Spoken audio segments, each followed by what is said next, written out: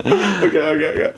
Hey, what's up, guys? I'm Alan, and this is Derick, and today we're going to talk about why being bored makes us better off. This is something that's been very difficult for us to implement, even though we've known about it for a while. However, it's been very helpful with creating results in our lives. Anyway, this video is brought to you by water, giving rise to all carbon life throughout history before we succumb to our silicon overlords. So what do we mean that boredom makes us better off? We don't mean that by sitting in a room staring at a wall all day, you'll get what you want. But what we do mean is that repetition gets results. And this makes sense. In order to maintain mastery, you need practice. And if you ask Malcolm Gladwell, you need around 10,000 hours of it. If you're training for a fight, you need to train every single day. Billionaires didn't get that way overnight. Professionals weren't born professional, and the best relationships have been through the most together.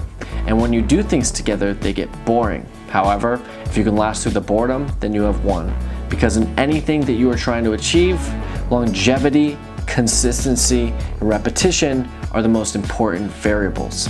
This can be counterintuitive when you first hear this, especially when hearing about the story of a university photography class in the book Art and Fear by David Bales and Ted Orland, where Ueslmann, a professor at the University of Florida, ran an experiment and divided his class into two groups.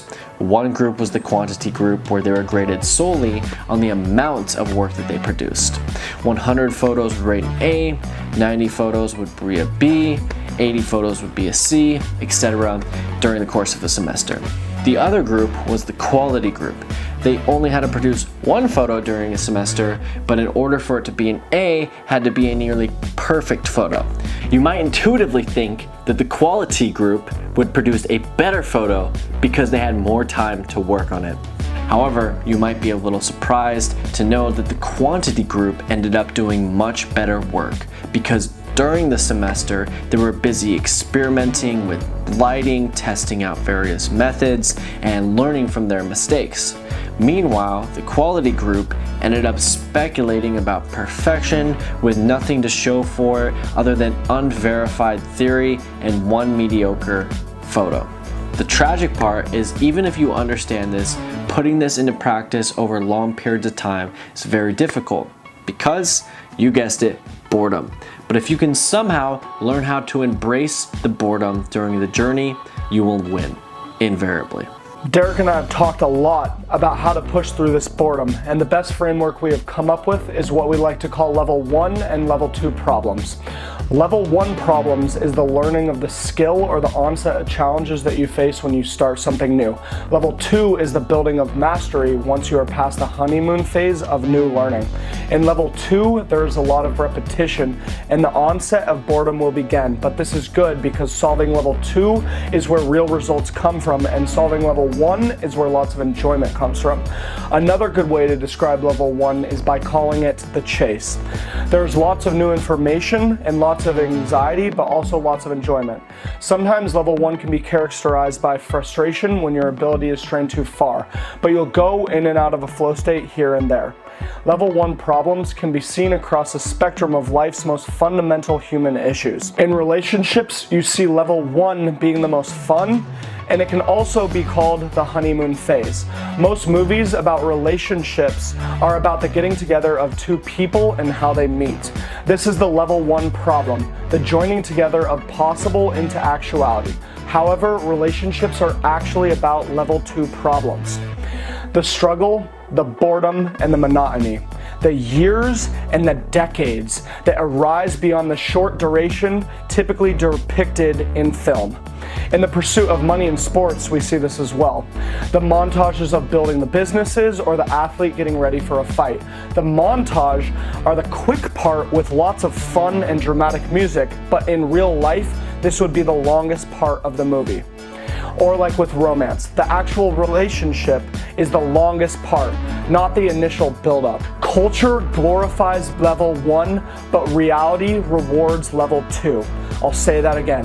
Culture glorifies level 1, but reality rewards level 2.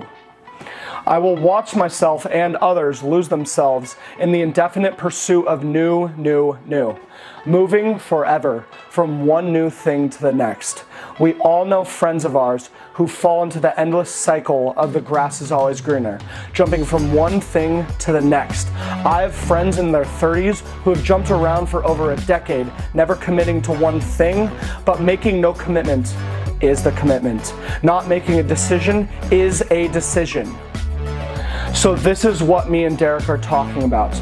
Next time you feel the onset of boredom in a skill you know you need to stick at, be happy. If you promise to hit the gym and you're a couple of months in and it's starting to be boring, that's good. If you've been at a company for a couple of years and you're starting to get bored, that's good.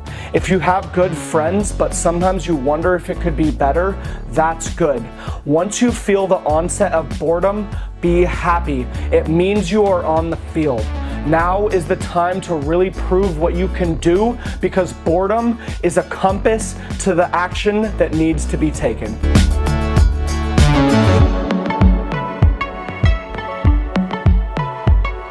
Photo. You might intuitively think that the qualitative group would produce think that the qualitative group what did I say? You said like qualitative.